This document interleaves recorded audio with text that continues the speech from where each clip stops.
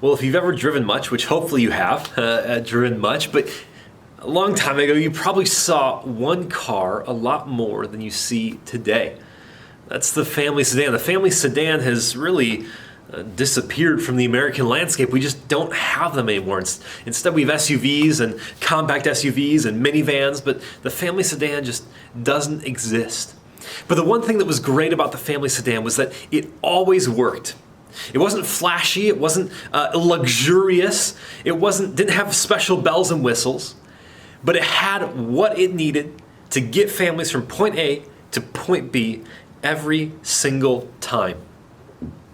It was reliable. It was faithful. It got the job done. We just finished up our series in Daniel.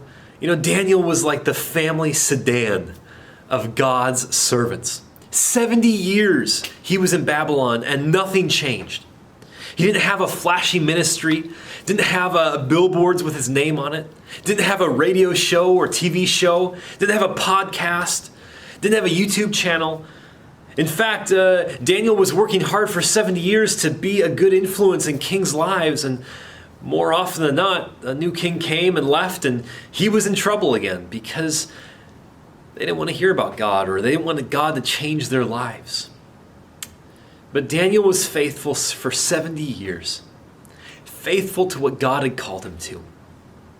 It's a good reminder, and it's an encouragement for us to be faithful in what God calls us to, even when we don't see change happening, and even when we might be discouraged by what's going on around us. God calls us to be family sedans sometimes. That means waiting, not being flashy, not being special, just being faithful to what God has called us to do.